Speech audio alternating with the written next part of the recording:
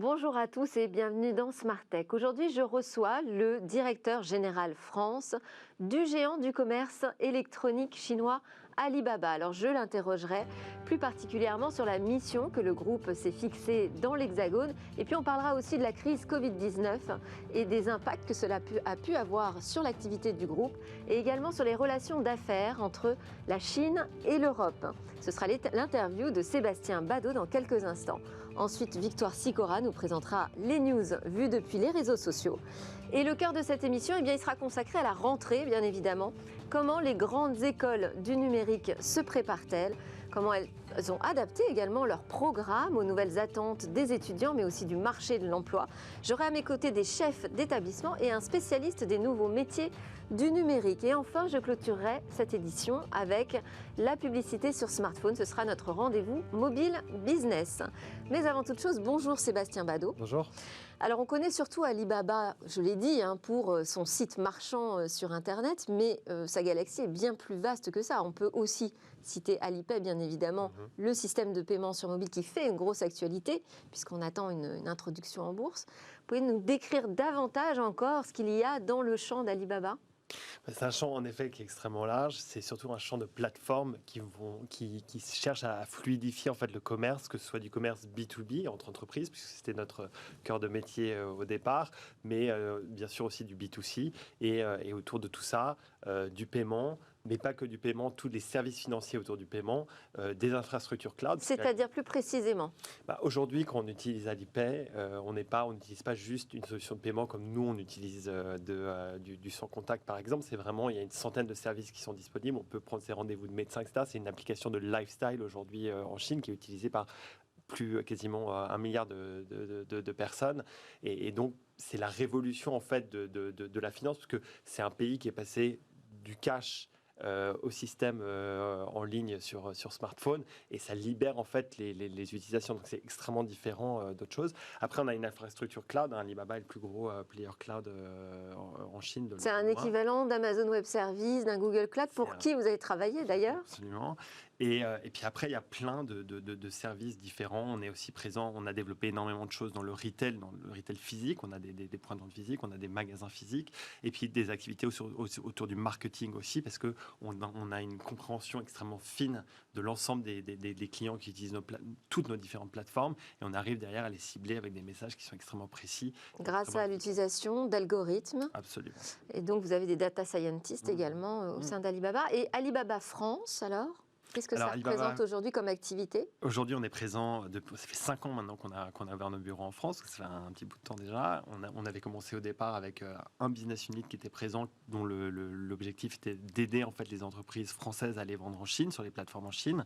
Et depuis, on a développé 5 ou 6 autres activités autour du commerce, donc aider justement ces entreprises françaises à vendre sur le marché chinois, autour des paiements, donc aider les touristes chinois à venir en France. Alors, en ce moment, c'est un petit peu compliqué forcément, mais on espère que ça va revenir assez rapidement. Mais donc, ils préparent leur voyage, et une fois qu'ils sont en France, qu'ils utilisent justement Alipay comme concierge qui va les aider à trouver le bon restaurant où aller, découvrir des marques, découvrir des nouveaux magasins, etc., etc. Et puis après, tout ce qui est là aussi le cloud, donc aider les entreprises françaises sur le développement cloud, mais aussi au niveau de l'innovation. Donc aider, et pendant le Covid d'ailleurs, on a développé une application qui permettait en fait de voir si les gens, à partir d'un scan thoracique, s'ils avaient le Covid ou pas, en 20 secondes, avec 96% de taux de confiance, alors qu'un radiologue le faisait en 20 minutes avec 92%. Donc aider. Et ça, vous l'avez distribué auprès de qui ? Qui sont les partenaires d'Alibaba en France ? Alors les partenaires, ça peut être tout et n'importe qui, ça peut être des toutes petites entreprises qui vont vendre par exemple sur AliExpress, ça peut être des très grands groupes. On a développé par exemple aussi une plateforme de luxe, et ça c'est quelque chose qui est venu de la France. On a développé une plateforme qui s'appelle le Luxury Pavilion, où il y a à peu près une centaine de marques qui vendent aujourd'hui aux consommateurs chinois, qui est le premier consommateur. Uniquement des marques de luxe françaises ? Pas que françaises, des marques de luxe internationales, puis commencer les grands groupes de luxe internationaux sont français, hein, les LVMH, les Kering, Chanel, Hermès. Et ça, cette plateforme, elle a été développée pour la France ou pour la Chine? Elle a été développée pour les consommateurs chinois à partir d'une idée en fait, qui venait de la France et des relations qu'on avait avec les grands groupes de luxe en France. Et puis on travaille donc aussi sur le tourisme aussi, qui est très important, par le biais de Fliggy, donc qui est une plateforme de voyage, et ce que je disais sur Alipay. Et quelle est l'intention, en fait, derrière l'installation d'une filiale en France? Alors, il y en a d'autres en Europe. Il y en a combien? Il y en a à peu près 5. À peu près 5, c'est pas énorme finalement.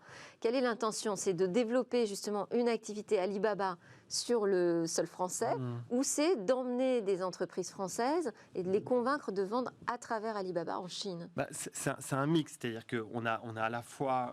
Parce que est-ce qu'elles ont besoin d'être convaincues? Enfin, je veux dire, tout le monde potentiellement est intéressé d'attaquer le marché chinois. Tout le monde est intéressé, mais c'est un marché qui est complexe, qui est différent de par la langue, de par la culture, etc. Et donc ça nécessite quelqu'un qui va les aider en fait à mettre un peu le pied à l'étrier et à comprendre un peu, trouver les bons partenaires, etc., etc. Et pour les marques de luxe, par exemple, il n'y a pas eu d'échec aujourd'hui en Chine. Ça marche plutôt bien. Il y en a qui marchent mieux que d'autres. Et l'idée aussi, c'est de comprendre leurs besoins, de comprendre le luxe aussi. Il y a un lien un peu particulier avec l'e-commerce, donc fallait les écouter, comprendre un peu leurs besoins, s'adapter à ça. Et c'est un peu ça. On fait un peu une sorte de pont entre la France mettre en la confiance Chine. aussi, parce qu'il y a aussi quand même des soucis de contrefaçon. Alors ça, pour le coup, c'est ce que cette plateforme permet de gérer complètement, parce qu'elle permet aux marques de vendre directement aux consommateurs. Donc on sait qu'il n'y a aucune contrefaçon, parce que quand le consommateur il achète directement à la marque et vice-versa. Donc ça permet de faire en sorte qu'il y ait zéro contrefaçon. Et donc zéro contrefaçon sur Alibaba. Voilà, zéro contrefaçon sur le Luxury Pavilion.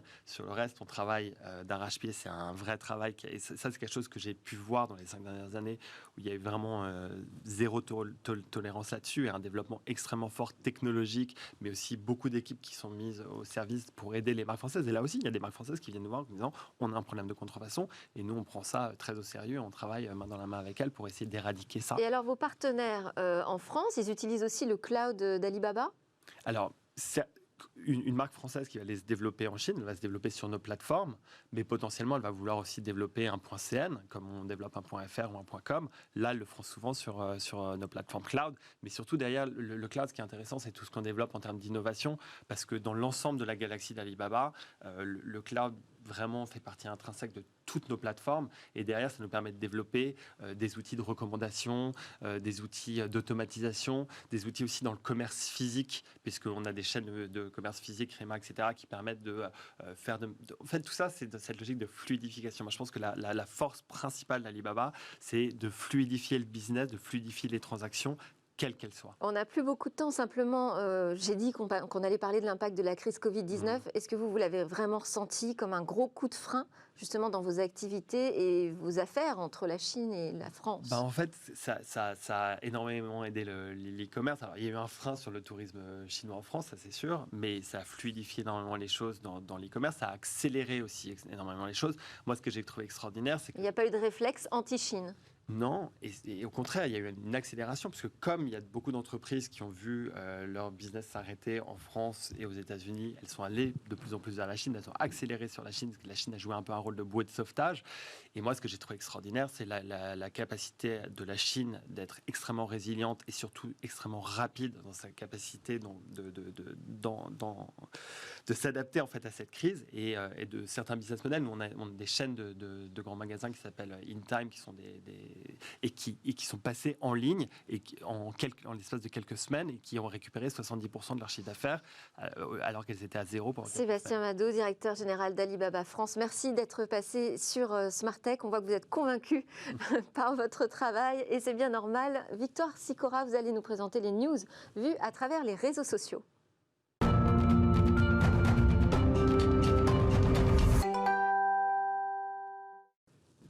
Bonjour Victoire Sicora, alors qu'avez-vous trouvé sur les réseaux sociaux aujourd'hui? Alors on va commencer avec le chiffre du jour, Delphine, 1 million de dollars. C'est la somme qu'un employé de Tesla a refusée. C'est l'histoire qui fait l'actu sur Twitter depuis quelques jours, et ça ne s'arrête plus. Si vous êtes passé à côté, je vais vous la raconter. Un hacker russe a proposé 1 million de dollars à un employé contre l'introduction d'un virus dans le système informatique de l'entreprise. L'usine visée était celle de la Gigafactory dans le Nevada. L'employé a joué l'agent double en faisant mine de coopérer différé avec le hacker. Ils se sont vus plusieurs fois au mois d'août après avoir longuement échangé sur WhatsApp. L'employé avait bien sûr alerté Tesla de son côté, qui était entré en contact avec le FBI. Sur Twitter, les réactions elles sont quasi unanimes. Certains pensent qu'on devrait décerner à l'employé une prime record. D'autres parlent de promotion. On ne sait pas très bien ce que fera Elon Musk, mais il a tenu à remercier son employé sur Twitter. Peut-être qu'il lui décernera finalement le prix de meilleur employé de l'année. Et peut-être une prime quand même. On espère pour lui. On retrouve aussi Elon Musk derrière une autre news qui a fait beaucoup de bruit. Oui, je vous propose un décryptage de ce tweet de la NASA. C'est un vrai casse-tête quand on n'est pas spécialiste, alors je vais essayer de faire simple. Dimanche, SpaceX a lancé une fusée Falcon 9, un lancement en orbite polaire, et ce n'était pas arrivé depuis 60 ans. La fusée a décollé de Cap Canaveral, jusque-là rien de bizarre, mais elle est ensuite partie vers le sud, une trajectoire qui est inhabituelle. Malgré le temps orageux, Falcon 9 a placé un satellite d'observation argentin sur une orbite au-dessus des pôles. L'autre fusée qui devait partir avec elle ne sera finalement lancée qu'aujourd'hui, faute d'une météo qui n'était pas commode, toujours direction le sud. Alors pourquoi on en fait tout un plat? Déjà parce que ce n'était pas arrivé depuis 1969, mais aussi parce que techniquement, c'est une vraie prouesse, avec notamment un virage à réaliser. Le retour du lanceur Falcon 9 s'est déroulé avec succès.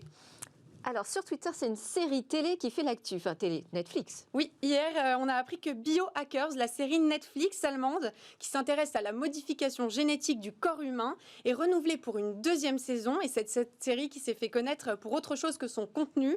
Le premier épisode de la série Biohackers a fait l'objet d'un projet futuriste. Il a été stocké sur de l'ADN artificiel. C'est un projet développé par l'entreprise Twist Bioscience et le labo ETH à Zurich.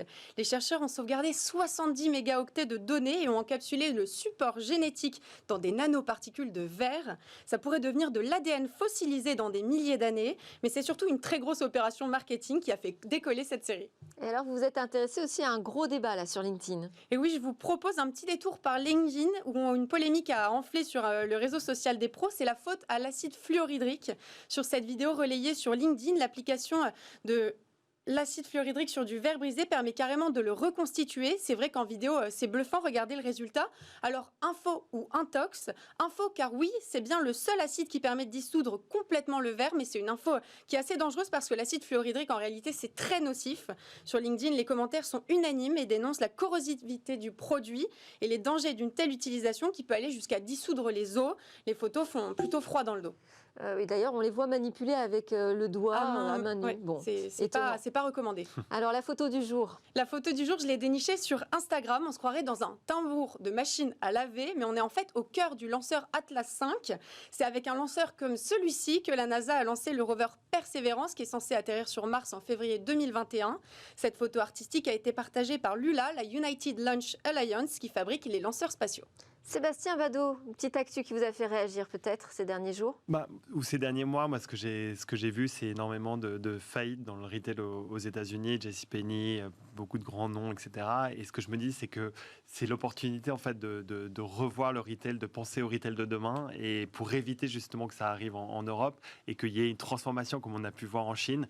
Parce que nous, on pense pas du tout au retail 100% en ligne. On pense que le retail, c'est un nouveau retail qui doit être à la fois retail en ligne et retail offline, un mix des deux. Et je pense que c'est une opportunité quelque part de revoir le retail. Bon, vous êtes passé du modèle américain au modèle chinois. Sébastien Vado, directeur général de Alibaba France. Merci beaucoup pour avoir accepté cette invitation et merci Victoire Sicora pour ces infos vues des réseaux sociaux. On passe tout de suite au débat.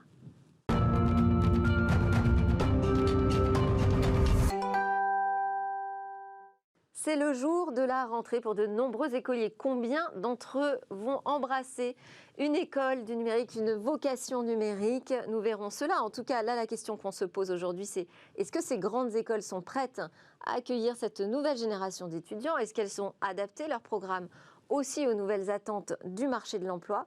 Quelles sont les nouveautés pédagogiques? On en parle tout de suite avec Emmanuel Carly, directeur général d'Epitech, qui est une référence depuis 20 ans dans le domaine des formations d'excellence en informatique. Et puis, il y a un lancement cette année dans les formations au métier du digital. Louise Joly, vous êtes directrice de l'école IA Microsoft, qui est un cursus aujourd'hui proposé par Simplon. Simplon, on en a déjà parlé dans Smartech, c'est un réseau de formation solidaire et inclusive.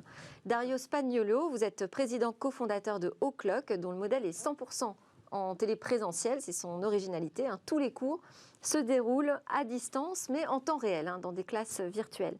Et Clément Vérité, vous êtes auteur du livre « Les 20 métiers du digital ». Et donc, vous êtes un peu notre consultant aujourd'hui sur les débouchés et les nouveaux métiers du numérique. Emmanuel Carlier, alors il y a quand même une grosse actualité, je le disais pour Epitech, c'est l'ouverture aujourd'hui de 5 nouvelles écoles qui vont être vraiment dédiées au digital, au numérique, si on veut le dire en français. Tout à fait.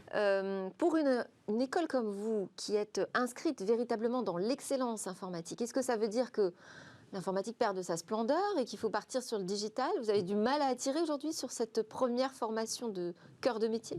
Non, pas du tout, parce qu'en fait, on a voulu clarifier les choses. Aujourd'hui, on a eu tendance à penser que le digital pouvait exister sans l'informatique. Alors pendant des années, on nous a expliqué c'est la fin de l'informatique, c'est le digital, il ne faut plus dire que c'est une école d'informatique, il faut dire que c'est digital. Sauf que sans informatique, il n'y a pas de digital. Donc on a voulu séparer la composante scientifique, informatique, le bas niveau, le moteur, de la partie usage. Ce qui fait qu'aujourd'hui... Quand vous dites bas niveau, c'est un terme qui peut être compris de manière négative. Non, absolument pas. Quand vous faites de l'algorithmie, vous êtes dans des couches techniques de très haut niveau. Quand vous êtes dans de l'usage, par exemple, vous parliez du retail. Dans le retail, on utilise des technologies qui sont issues de l'informatique pour en faire de nouveaux usages qui sont des usages digitaux. Quand vous prenez une plateforme, admettons Twitter, vous avez toutes les couches basses qui permettent d'opérer les messages et ensuite vous faites de la communication digitale. Et en matière de salaire, en matière de poste, entre les deux, entre ces nouveaux métiers du numérique et les métiers de l'informatique, on est vraiment dans l'IT, oui, dans l'infrastructure, oui, dans la data. On est à peu près au même niveau? Oui, vous avez globalement les mêmes opportunités. Vous avez simplement des profils qui n'ont pas envie de faire la même chose. Aujourd'hui, ce qu'on constate, c'est une très grande fragmentation. On est dans cette génération de jeunes qui veulent consommer ce qu'ils veulent, quand ils veulent, où ils veulent. Donc, il y a une fragmentation de l'offre. C'est pour ça qu'on a une explosion aussi des écoles qui proposent des parcours différents. C'est tout à fait à l'image du 21e siècle. Et donc, il faut que nous aussi, on s'adapte. Vous avez des étudiants qui veulent plutôt travailler sur les usages.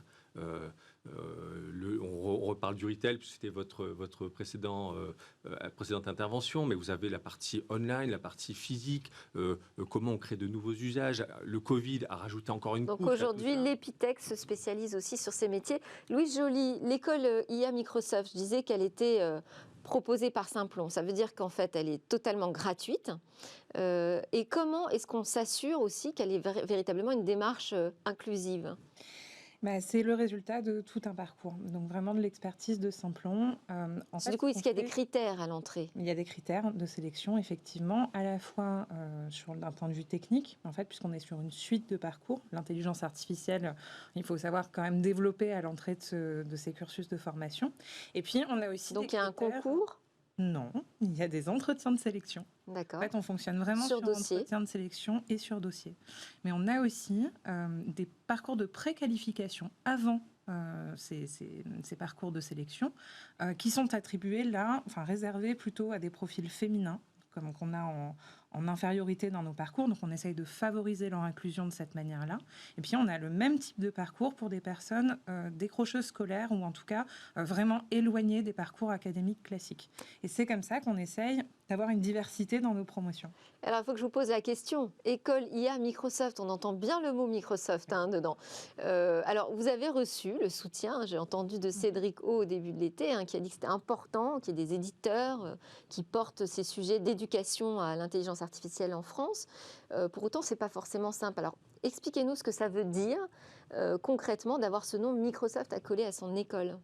Bien sûr, en fait, Microsoft a été absolument déterminant dans la création de ce parcours, puisque... En matière de financement ? Non, surtout en matière de connaissance du marché de l'emploi. Nous, on forme à un métier qui est un métier nouveau, qui est le métier de développeur IA.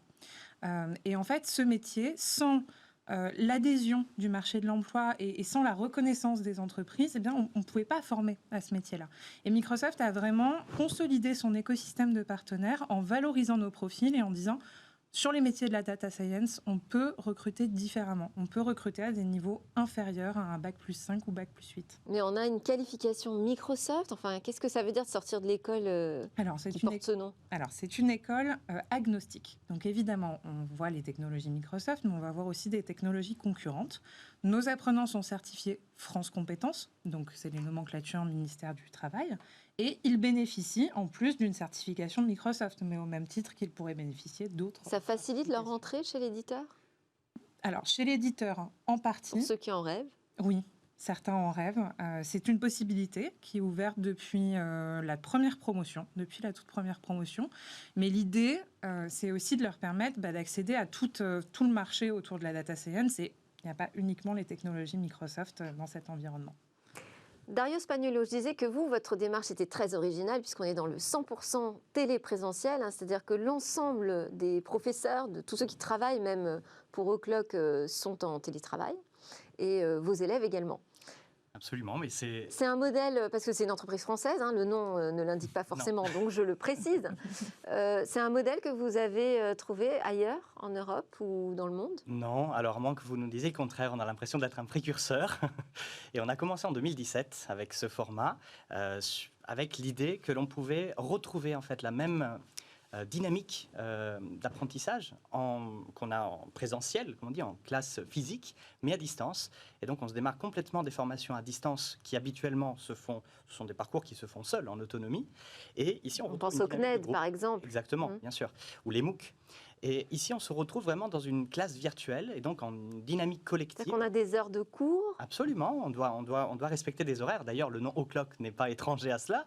Et donc, les cours commencent à 9h précises jusqu'à 15h. Et ensuite, on a du travail personnel, comme dans toute démarche pédagogique. Et le type de formation que vous proposez? Alors, on forme des développeurs web qui sont donc les artisans de la transition numérique d'aujourd'hui. On ne va plus dire de demain. On ne peut même plus dire que c'est un métier nouveau. C'est un métier qui existe maintenant depuis plus de 20 ans. Et il y a une demande extrêmement forte de la part des entreprises pour encore plus dans cette... alors, j'imagine que ce sont des profils qui sont plutôt en appétence avec le télétravail, le téléprésentiel. En effet, oui. Il y a une certaine synergie, évidemment. C'est une formation par ses contenus, par ses modalités qui intéressent des personnes qui, de toute façon, apprécient de passer du temps aussi devant l'ordinateur. On pense notamment aux personnes qui jouent aux jeux vidéo, qui sont une communauté qui est assez importante parmi nos apprenants.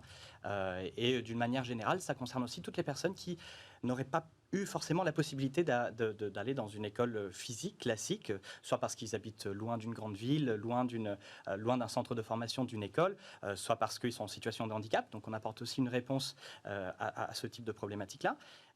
Et d'une manière générale, il y a aussi des personnes qui préfèrent aussi ce type d'approche-là, même s'ils ont la possibilité dans une école physique. Ils auraient peut-être l'impression de retourner sur les bancs de l'école, parce qu'on s'adresse aussi à une population qui est en reconversion professionnelle, tout à fait. Moyenne d'âge de 30-35 ans, en général, avec beaucoup d'exceptions. Et donc, on nous a souvent fait le retour que ça serait c'est un moyen d'éviter psychologiquement le sentiment de retourner sur les bancs de l'école. Alors, on parlait de ce métier de codeur, développeur web, qui n'est pas forcément nouveau. Là, on va s'intéresser au nouveau métier du numérique avec vous, Clément Vérité. Dans votre ouvrage, vous expliquez qu'en fait, vous êtes appuyé sur des témoignages, 60 témoignages, je crois, qui viennent de 17 pays. 17 pays, exactement. Qu'est-ce qu'ils vous ont dit, ces professionnels du numérique, là, sur leur quotidien? En fait, ce qu'on voyait, c'est que même si c'est des métiers qui sont qui ont 20 ans et qui ne sont pas forcément nouveaux, il y en a des nouveaux qui apparaissent. Et en fait, au-delà de savoir, même si c'était il y a 20 ans, ils vont forcément changer. Et ce qu'ils disaient, c'est que derrière toutes les fonctions, etc., il y a un changement permanent, en fait. Il y a besoin de se renouveler de manière récurrente. C'est pour ça aussi que les systèmes pédagogiques s'adaptent. Et ce qu'ils nous disaient, c'est que les interviewés nous disaient, au-delà des compétences techniques, il faut toujours arriver à apprendre. Il faut aimer apprendre pour pouvoir se renouveler et en fait s'adapter, pouvoir être flexible, agile, pouvoir avoir des capacités d'analyse pour pouvoir vraiment... Ils sont bien définis, ces métiers du numérique? En fait, c'est là où... Moi, je reçois souvent en plateau, en fait, des gens qui me disent « Bon, mon métier, je suis un peu en train de le créer ». Oui, donc c'est pour ça que en fait, la base du livre, c'était qu'on se disait, il y a toujours un moment donné dans l'univers où on ne sait pas ce que la personne fait. On peut toujours se poser, mais que fait cette personne-là? C'est quoi son titre? C'est quoi son métier?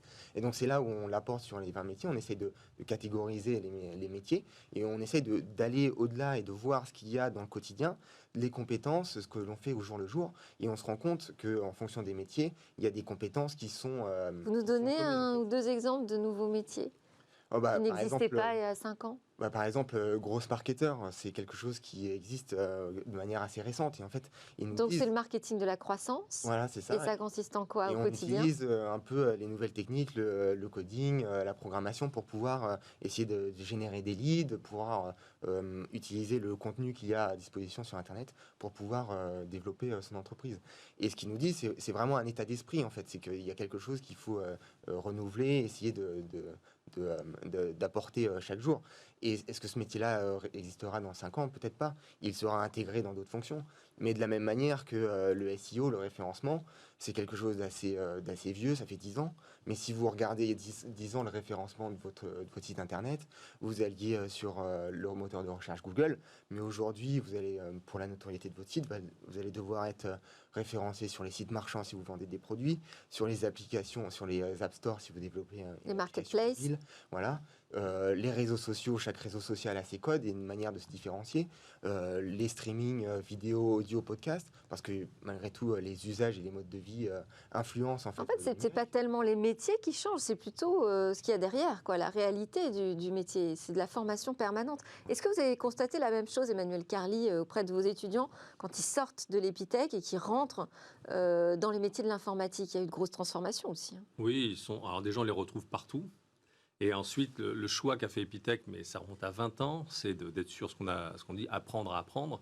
Parce que l'informatique a une caractéristique, c'est qu'elle évolue très vite. Elle évolue très vite parce que c'est les communautés qui font évoluer les outils de l'informatique.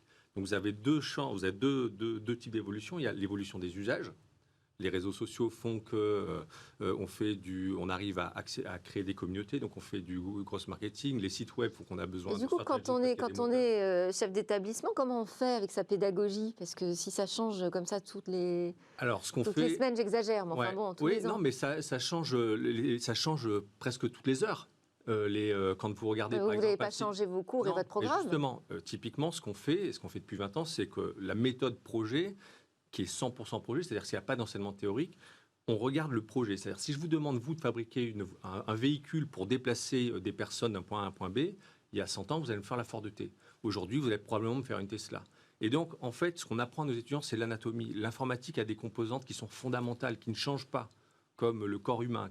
Donc, on apprend ces éléments fondamentaux, on apprend les grandes catégories de langage, programmation impérative, programmation objet, et ensuite, on met nos étudiants dans un environnement où on va leur faire comprendre qu'il y a des problèmes à résoudre. Donc on est vraiment dans la pratique, c'est un peu la même chose chez Simplon, c'est la marque de fabrique, on parle plutôt de fabrique numérique d'ailleurs chez vous. Ça c'est très important. Dans l'école IA Microsoft, on apprend à faire quoi? Parce que l'intelligence artificielle, c'est un mot un peu valise. En fait, on apprend à collecter de la donnée, à la nettoyer, à la trier, donc à faire tout le travail préparatoire autour de la donnée. Et ensuite, on apprend à utiliser des algorithmes qui sont déjà pré-packagés pour créer un chatbot, pour faire de la reconnaissance d'images. Donc on n'est pas à un niveau... Ça, c'est très important, cette phase en amont de sélection de la donnée. Mais pour être capable de bien la sélectionner, ça veut dire qu'il faut très bien connaître les métiers. Oui. Et c'est pour ça que le rapport à l'entreprise est essentiel. Le rapport à l'entreprise, il ne se fait pas uniquement à la sortie, il se fait dès le début du parcours. C'est très important que nos apprenants soient en contact avec des professionnels pour comprendre ce que fait un data scientist, mais ce que fait aussi un data scientist dans un domaine donné. On a des dimensions métiers, secteurs qui sont très importantes. On a une école, par exemple, autour des métiers Donc de la santé. Ça fonctionne un peu comme de l'alternance? Alors, on a une partie en formation intensive et ensuite, on propose un parcours d'1 an en contrat de professionnalisation. Donc, et l'intensif, c'est combien de temps? 7 mois. 7 mois, ah oui, c'est très rapide. Ouais. Et l'Epitech, c'est un cursus de 5 ans? Alors aujourd'hui, Epitech, c'est très varié. Vous avez le programme Grande École qui fait 5 ans, vous avez des bootcamps qui font 22 semaines, vous avez des contrats pro sur les MSC spécialisés qui durent 2 ans. Donc aujourd'hui, on a une offre qui est très large et on arrive à cibler comme ça des gens qui sortent du bac, des bac plus 2, des bac plus 3, des gens qui sont en reconversion professionnelle. Et chez O'Clock, combien de temps, combien de durée de cursus? On est sur 6 mois de cursus. Ok, c'est très rapide. C'est très rapide. C'est-à-dire qu'il faut arriver avec des aptitudes déjà en développement web? Non, absolument pas. Justement, c'est une formation qui s'adresse aux débutants, aux personnes qui n'ont pas d'expérience préalable en programmation. Alors c'est hyper intensif? C'est très intensif. Ah okay. Oui, et ça on ne s'en cache pas, on le dit, absolument. Quels sont les coûts de vos écoles? Alors, on a dit, l'école IA Microsoft, c'est gratuit, entièrement gratuit? Oui, complètement gratuite. Pour l'épithèque, il À faut... nouveau, si vous rentrez sur le programme post-bac, c'est une formation qui est à 40 000, 43 000 euros. Si vous faites la Web Academy, qui est l'équivalent de ce que fait Simplon, c'est une formation complètement gratuite. Si vous faites les MSc, vous avez du contrat de professionnalisation. MSc. Les Master in Sciences qui sont spécialisés. Donc là, vous êtes plutôt sur une formation qui est prise en charge par les contrats de professionnalisation. Plusieurs formules. Et voilà. chez O'Clock? Plusieurs formules également. Et la moitié à peu près des apprenants la suivent gratuitement. Et puis il y a toute une sorte... C'est quoi les conditions pour y accéder gratuitement par rapport aux payants? C'est très compliqué en fait. On s'appuie sur les dispositifs de la formation professionnelle, de financement de la formation professionnelle. Donc par exemple, si vous êtes demandeur d'emploi, vous pouvez demander des aides à ce titre-là et la formation peut être prise en charge. Et si c'est payant?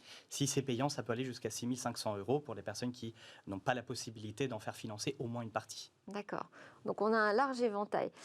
Clément Vérité, quand vous entendez nos invités là autour de la table, vous êtes plutôt rassuré sur la manière dont on forme la nouvelle génération à ces métiers qui n'existaient pas il n'y a pas longtemps? Oui, bah, ce qu'on peut voir, c'est qu'il y a énormément de formations et de types de formations différentes. Et ce que les interviewés nous disaient, c'est qu'il n'y avait pas forcément un chemin tout tracé, en fait. Et que les personnes, pour arriver à des métiers, ils peuvent créer leur parcours. Et donc, en 6 mois, on peut apprendre un métier. C'est pas ce qu'on entend encore dans les discours au niveau du lycée, par exemple, des conseillers d'orientation.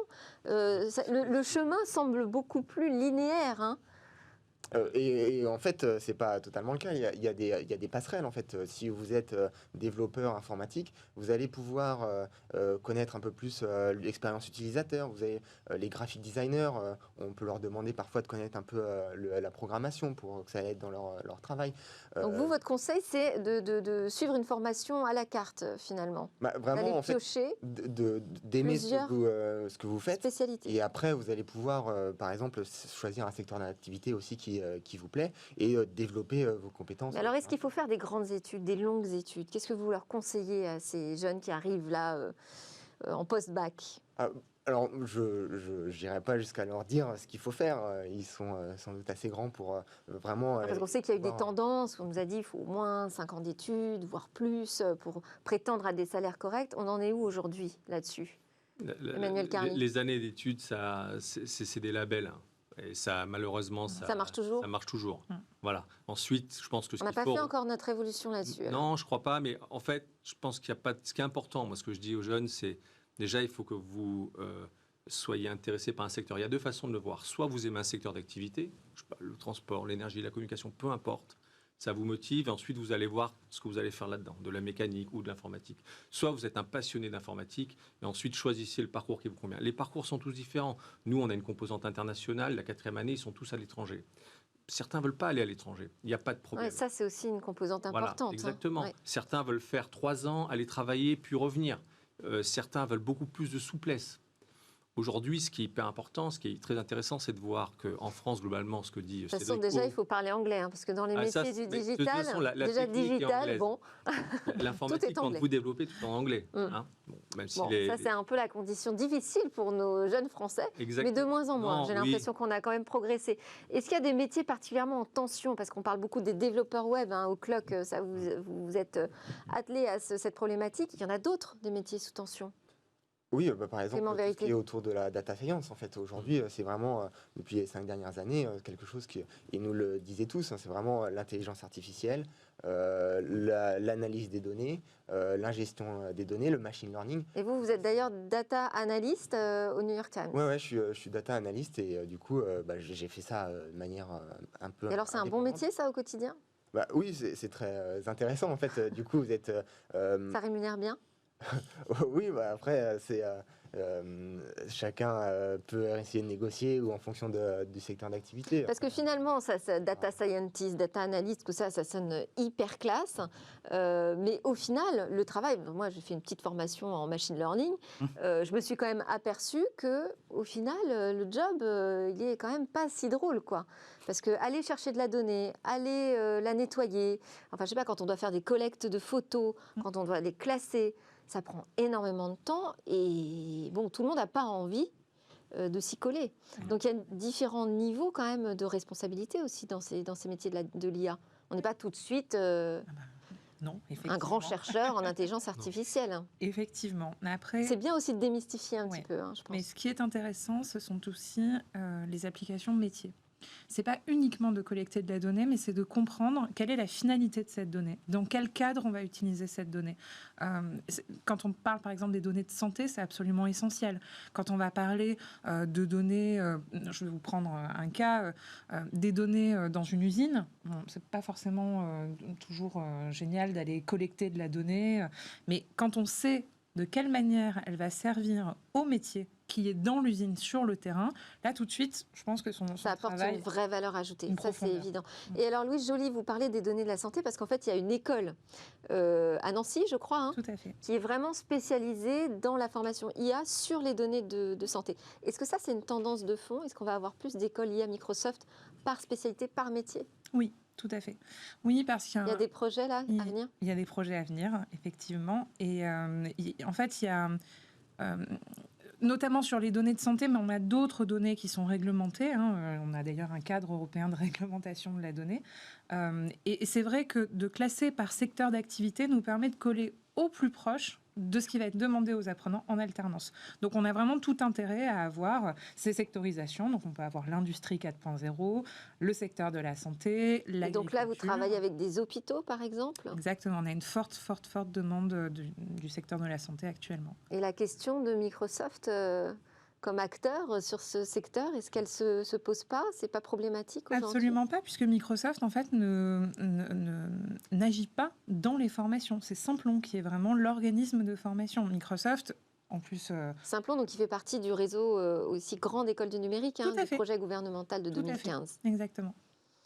Très bien. Et je ne sais pas si vous avez une question à soumettre à nos invités pour un peu les challenger sur leur programme là, de la rentrée, à savoir est-ce qu'ils sont prêts, est-ce qu'ils sont adaptés aux attentes des jeunes étudiants et du marché? Ouais, Clément Vérité. tout simplement, est-ce que les 6 derniers mois vous ont amené à modifier un peu votre parcours académique, en fait, tout simplement? Alors qui? Oui. Oui. Oui, joli. Oui, tout à fait. Nous, on est une école en 100% présentielle, donc on n'a pas du tout le modèle d'Oclock à l'origine.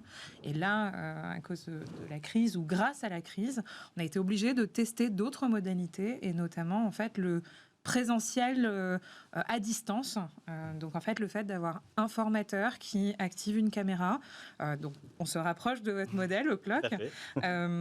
Et aussi d'expérimenter des moments de regroupement par demi-groupe et des moments beaucoup à distance, en autonomie, sur du projet.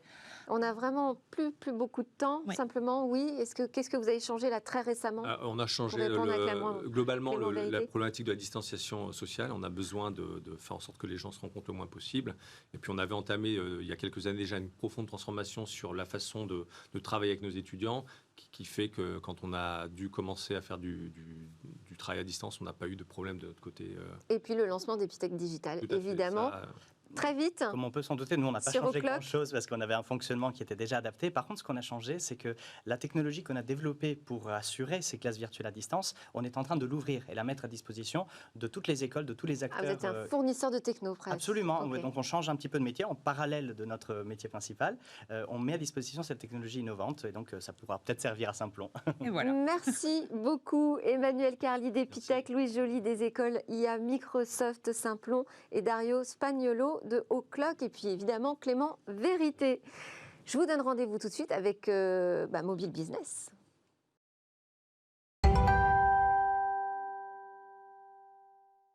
Nous sommes de retour sur le plateau de Smartech et c'est Jérôme Bouteiller, fondateur d'écranmobile.fr, qui m'a rejointe. Bonjour Jérôme. Bonjour. Alors, c'est le rendez-vous Mobile Business. Et là, aujourd'hui, on va parler de la publicité sur smartphone, puisque, eh bien, elle a dépassé, en fait, la pub sur l'écran classique, l'écran de télé. Oui, effectivement, la publicité sur mobile aujourd'hui a renforcé un peu sa position. Et on va d'abord parler des usages, parce qu'on a vécu une période un petit peu compliquée. La moitié de la population mondiale était immobile à cause de la crise du Covid-19. Mais c'est un écran mobile, celui du smartphone, effectivement, qui a le plus profité de cette situation en renforçant sa position de premier écran. Alors, on a eu plein d'études ces dernières semaines. Une première qui a été réalisée par Médiamétrie en juin dernier et qui nous indique que les Français passent en moyenne chaque jour 1h50 sur l'écran de leur leur smartphone ou leur tablette. C'est un chiffre en croissance de plus de 19% d'une année sur l'autre et ça représente aujourd'hui à peu près 76% de leur temps d'écran digital. Chez les 15-34 ans, le mobile représente même jusqu'à 87% du temps d'écran avec une moyenne qui dépasse les 3 heures par jour. Et selon une autre étude réalisée par Apeni, 10% des mobinautes français passent plus de 6 heures par jour sur cet écran, c'est absolument colossal. Et alors forcément, cette transformation, on la retrouve dans les audiences des médias. Oui, effectivement. Alors là, on doit des chiffres à un autre organisme, l'ACPM, l'ancienne OJD, l'Alliance pour les chiffres de la presse et des médias, et qui estime qu'aujourd'hui, le mobile représente 40% des audiences des journaux, contre 30% pour le papier, le print, le format historique, et 18% pour l'ordinateur, ou encore 8% pour les tablettes.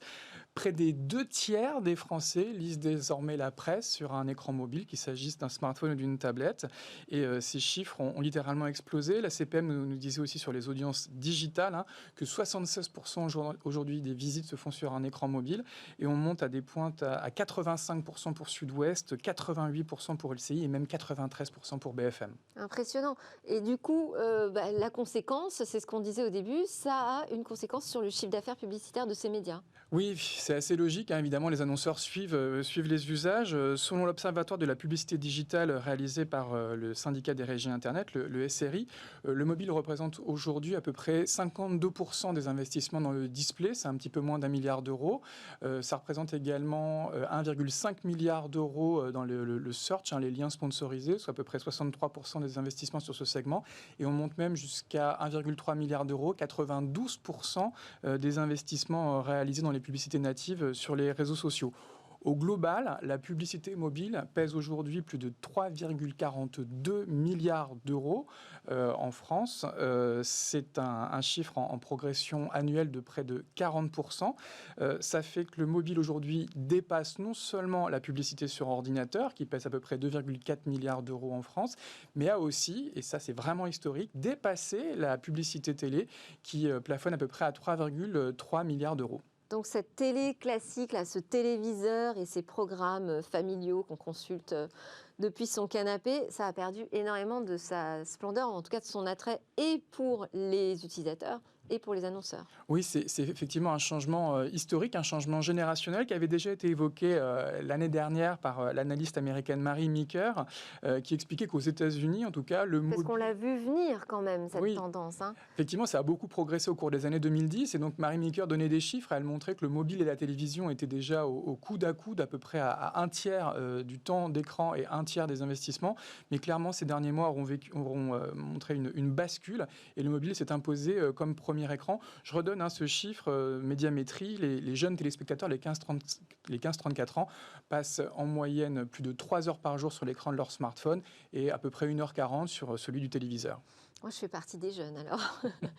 À cela, on peut rajouter la crise Covid-19, j'imagine. Oui, effectivement, la crise, elle va encore renforcer ces tendances. Alors, on rappelle que le PIB devrait reculer de près de 11% en 2020 à cause de cette crise. Et les publicitaires, ils anticipent globalement une baisse du marché de l'ordre de 15%. Ça pourrait se limiter à 6 ou 7% pour la publicité digitale. Dans le mobile, par contre, on anticipe une relative stabilité des investissements, ce qui devrait mécaniquement augmenter encore ses parts de marché sur l'année 2020. Le problème, c'est que la publicité mobile, elle profite à quelques groupes, essentiellement des grands groupes américains comme Google, Facebook, maintenant aussi quelques grands groupes chinois.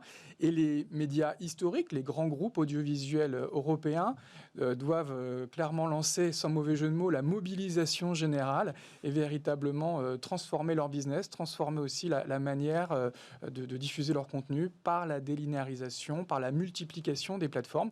Et c'est d'ailleurs ce que fait très bien Vismart depuis son lancement en juin dernier. Merci Jérôme Bouteiller. C'est vrai qu'il y a une transformation qui a quand même été entamée par ces médias télé. Après, ce qui est compliqué, c'est de gérer finalement les deux générations.